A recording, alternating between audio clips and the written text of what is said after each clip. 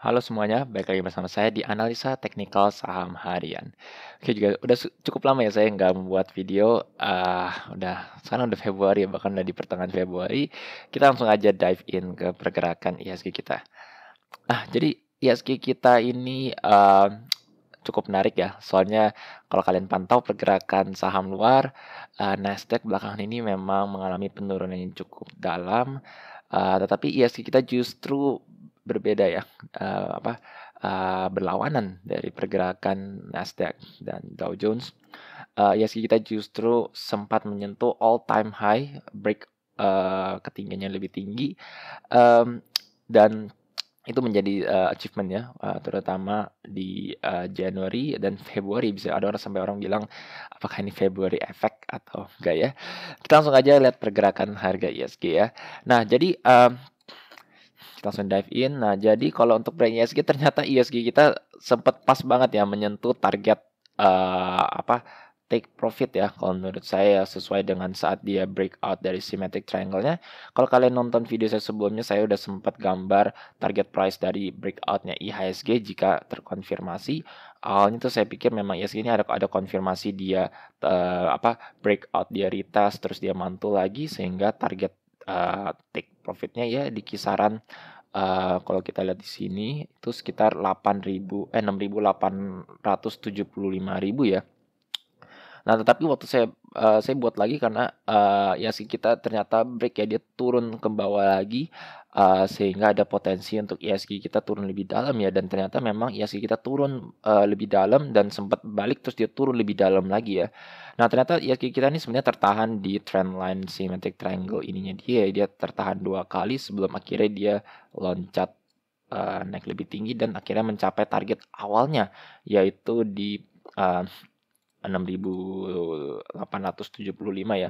Eee, jadi gitu ya, ya kadang-kadang memang, nggak sesuai teori ya, maksudnya ya bisa ngeprank atau gimana ya, maksudnya ya namanya juga pergerakan harga nggak selalu pas sama teori, eee, tetapi ya, jadinya seperti ini, akhirnya biasanya kita pas mencapai target kenaikannya ya di 6.875 dan akhirnya hari ini memang IHSG kita, turun ya. Dan dengan penurunan hari ini sih lumayan dalam di -1,19, tetapi ini menurut saya cukup wajar karena di, bursa Asia lainnya pun juga mengalami koreksi dan ini juga, dengan berita buruknya yaitu ada, eee, perang dunia ketiga. Ya saya juga kurang tahu mengenai itu ya apakah benar atau enggak, karena itu banyak yang, takut ya dengan kabar tersebut dan akhirnya marketnya pun, mengalami koreksi. Nah, kalau kita secara pergerakan harga memang MACD-nya nih kalau per day-nya memang sudah mulai melemah dan sudah, stokastik memang sudah cukup tinggi ya, untuk pergerakan IHSG. Jadi kalau menurut saya, kalau kalian, maksudnya mencapai di level target, target, ketinggiannya sudah tercapai ya koreksi sebenarnya cukup wajar.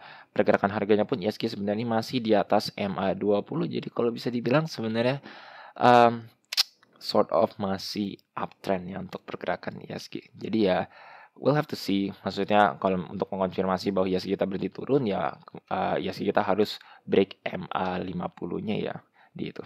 Ya itu di garis hijau ini. Oke, jadi itu aja untuk IHSG dan selanjutnya kita langsung aja pertama bahas Antam.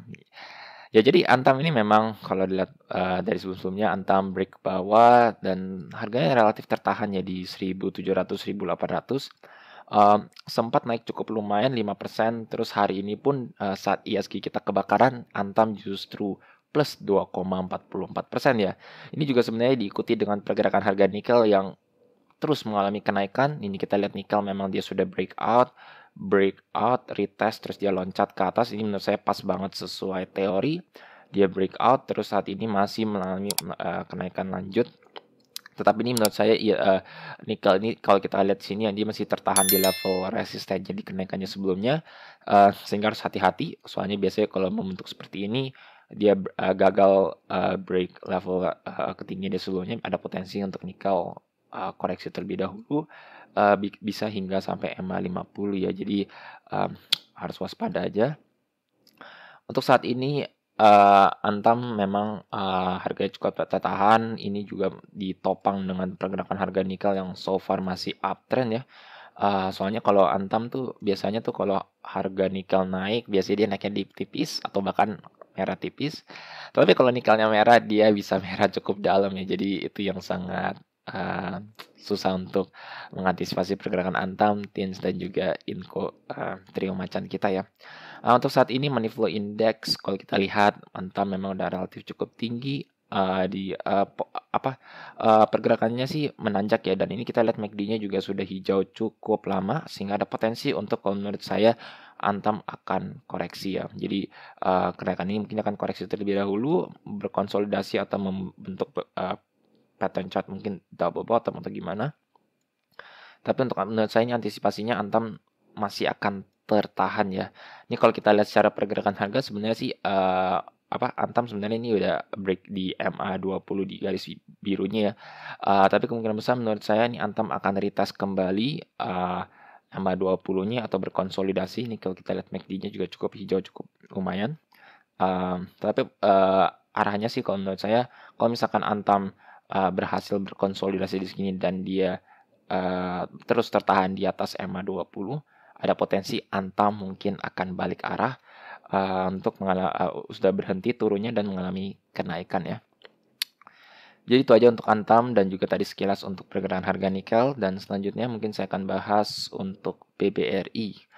Nah, jadi untuk BBRI ini, sebenarnya saya juga udah set target, dia breakout ya di sini, dari trendline-nya dia breakout, terus dia tertahan di sini, dan dia sempat naik, saya pikir dia akan naik ya, dengan target kenaikannya setidaknya sampai ke 3.000, ini berapa ya? 4.390 ya, soalnya ini kalau kita lihat ini semacam seperti descending triangle, dia tertahan di sini.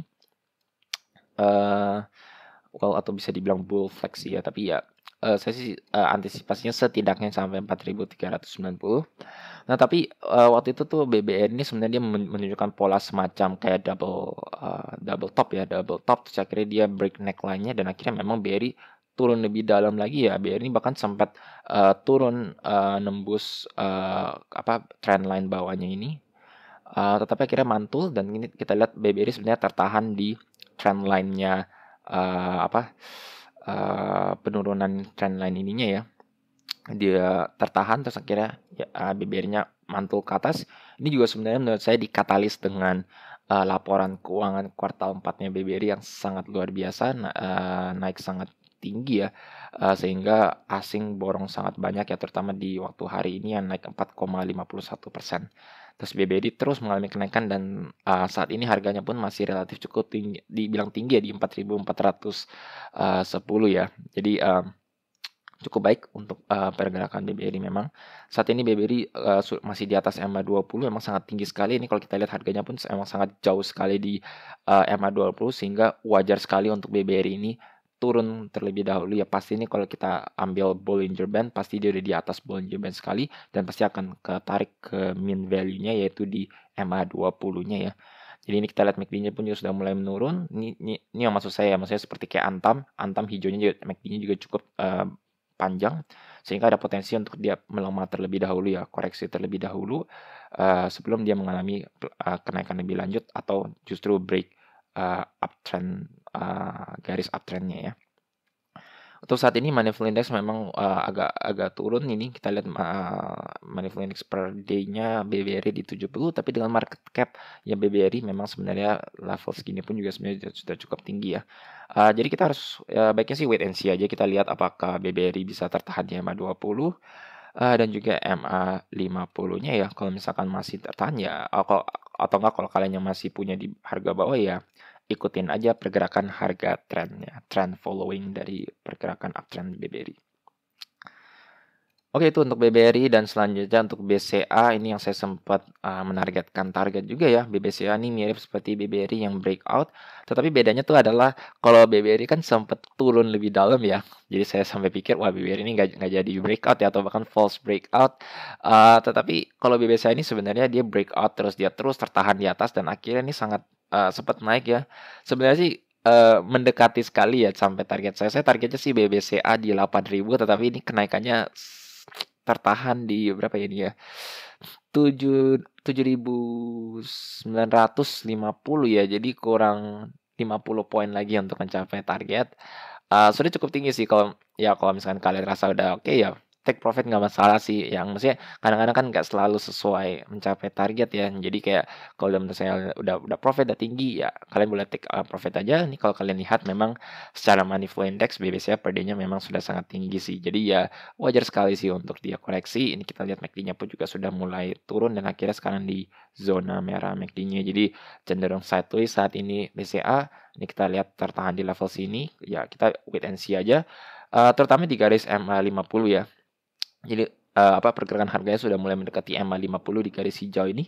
Kalau misalkan dia pantul di MA50-nya, mungkin ada potensi untuk dia lanjut kenaikannya rally, mengalami kenaikannya lebih tinggi ya.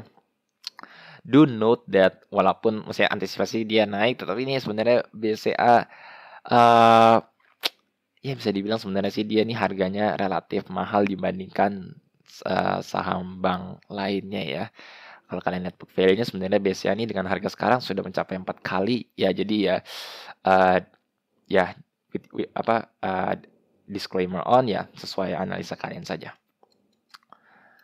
Itu untuk BBCA dan mungkin yang selanjutnya mungkin Mandiri ya. Kita bahas saham bank-bank aja.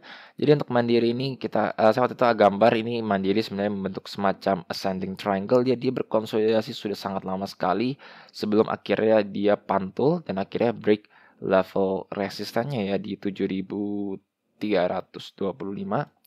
Terus dia nggak naik, sempat turun lagi, terus dia naik lebih tinggi lagi ya. Jadi Mandiri ini menurut saya secara pergerakan harga masih sangat bagus. Bahkan hari ini pun dia kembali naik ya, closing di 7.800, masih strong sekali. Ini kalau kita lihat secara teknikal ya, maksudnya dengan dia ascending triangle ini, menurut saya targetnya ini kita turunnya kan di sini ya. Terus dia naik ke sini. Jadi kalau menurut saya Mandiri ini sebenarnya ada potensi untuk dia naik lebih lagi ya. Let's say dia track sini ya, jadi bisa dibilang mungkin target Mandiri itu naik bisa sampai 8.725 ya. Kalau sesuai teknikal target price-nya mungkin bisa naik sampai segini. Jadi ya bagus sekali untuk Mandiri. Yang kalian yang sudah beli di sini, congratulations ya. Menurut saya sih tinggal tunggu aja, maksudnya ya go with the flow, go trend following aja pergerakan harga yang uptrend ini. Oke, jadi untuk video kali ini sekian saja. Jika kalian merasa video seperti ini bermanfaat untuk kalian, jangan lupa untuk subscribe dan juga pencet tombol bell di sebelahnya supaya kalian selalu terupdate dan ternotifikasi dengan video-video yang saya akan buat seputar saham. Sekian dari saya, terima kasih.